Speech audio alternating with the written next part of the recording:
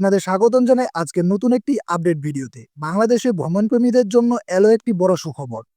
দীর্ঘ প্রতীক্ষার অবসান ঘটিয়ে অবশেষে ভারতীয় হাইকমিশন থেকে একটি নতুন ঘোষণা আমরা হাতে পেয়েছি যে বাংলাদেশিদের জন্য ধাপে ধাপে ট্যুরিস্ট ভিসা দেওয়া শুরু হয়েছে।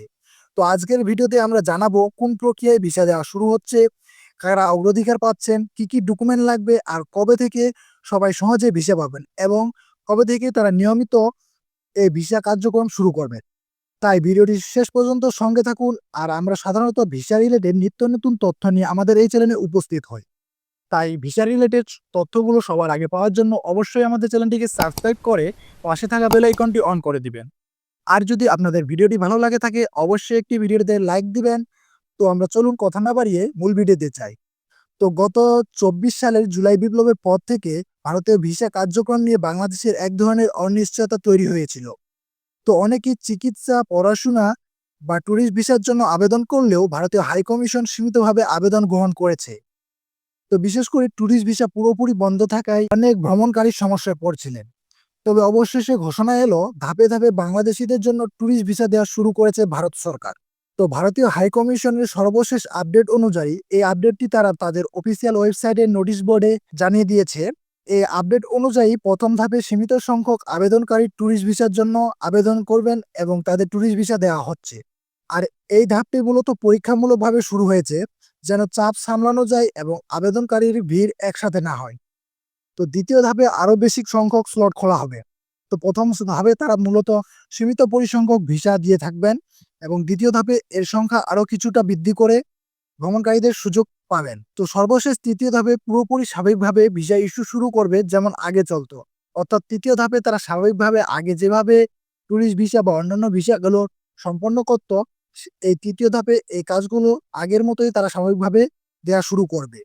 তো প্রথম দিকে যাদের জরুরি প্রয়োজন ভ্রমণ দরকার, যেমন ব্যবসায়িক বৈঠক, চিকিৎসা সংশ্লিষ্ট পরিবার, সরকারি আমন্ত্রণপ্রাপ্ত ব্যক্তি এবং আগে যাদের ভিসার জন্য আবেদন করা ছিল কিন্তু স্থগিত ছিল, তাদের অগ্রাধিকার দেওয়া হচ্ছে। তো ট্যুরিস্ট ভিসার জন্য অনলাইনে আবেদন করার পর লটারির মতো কিছু নির্দিষ্ট সংখ্যক আবেদন প্রক্রিয়াজাত করা হচ্ছে। তো ভিসার জন্য আবেদন করতে হলে আগের মতোই ইন্ডিয়া ভিসা online.gov.in ওয়েবসাইটে ফর্ম পূরণ করে তা ভিসার জন্য আবেদন করতে হবে।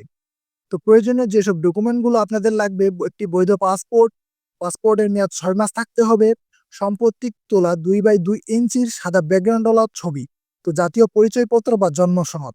যদি আপনাদের জাতীয় পরিচয়পত্র না থাকে তাহলে জন্ম সনদের ফটোকপি জমা দিতে হবে। আর যদি জাতীয় পরিচয়পত্র থাকে তাহলে তো অবশ্যই জাতীয় পরিচয়পত্রটি জমা দিতে হবে। ব্যাংক স্টেটমেন্ট, ফাইন্যান্সিয়াল প্রমাণ কিছু ক্ষেত্রে লাগবে। তো আবেদনের জমা দেওয়ার পর অনলাইনে একটি তারিখ বা স্লট বুক করতে হবে। অর্থাৎ নির্দিষ্ট একটি তারিখ তাদেরকে জানিয়ে দিতে হবে যে এই তারিখে আপনি স্লট বুকিং করতে চাচ্ছেন। তো নির্ধারিত তারিখে ভারতীয় ভিসা আবেদন কেন্দ্র আইভিএকে গিয়ে বায়োমেট্রিক ও কাগজপত্র জমা দিয়ে আসতে হবে। তো ট্যুরিস্ট ভিসার মেয়াদ সাধারণত সর্বোচ্চ 90 দিন পর্যন্ত দিয়ে থাকে। তো আপনি ট্যুরিস্ট ভিসার জন্য 90 দিনের মেয়াদে একটি ভিসা আবেদন করতে পারবেন। একাধিক ভ্রমণের সুযোগ থাকলেও তা হাইকমিশনের সিদ্ধান্ত অনুযায়ী নির্ধারিত হবে। তৃপ্ত স্লট খোলার আগে অনলাইন সিস্টেমের সার্ভার শক্তিশালী করা হয়েছে যাতে আবেদনকারীর ভিড়ে সাইট ডাউন না হয়ে যায়। তো ঢাকায় একজন আবেদনকারী জানান, আমি গত ৩ মাস ধরে অপেক্ষা করছিলাম। অর্থাৎ তিনি গত 3 মাস ধরে ভারতীয় ট্যুরিস্ট ভিসার জন্য অপেক্ষা করছিলেন। তো অবশেষে অ্যাপয়েন্টমেন্ট পেয়েছে। আশা করছি আগামী মাসে কলকাতা ভ্রমণ করতে পারবো।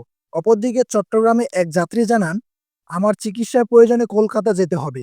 তো প্রথম ধাপে ভিসা পেয়েছি, এটা আমার জন্য স্বস্তির খবর। এমনই একটি মন্তব্য করেন ভারত ও চট্টগ্রামে আবেদনকারী। তো আবেদন করার আগে সব কাগজপত্র সঠিকভাবে পূরণ করতে হবে। এজেন্টের উপর নির্ভর না হয়ে সরাসরি অফিসিয়াল ওয়েবসাইট থেকে ব্যবহার করুন। ভিসা হাতে পাওয়ার আগে টিকিট বা হোটেল বুকিং না করাই ভালো। তো যাত্রার আগে ভারতের সরকারের সর্বশেষ নীতিমালা সম্পর্কে জেনে নিন। তো অবশেষে দীর্ঘ প্রতীক্ষার পর বাংলাদেশিদের জন্য ভারতীয় ট্যুরিস্ট ভিসা চালু হওয়া সত্যিই এক বড় ধরনের সুখবর। যদিও প্রথমে ধাপে ধাপে ভিসা দেওয়া শুরু হচ্ছে, তবে আশা করা যায় খুব শীঘ্রই সবকিছু স্বাভাবিক হবে।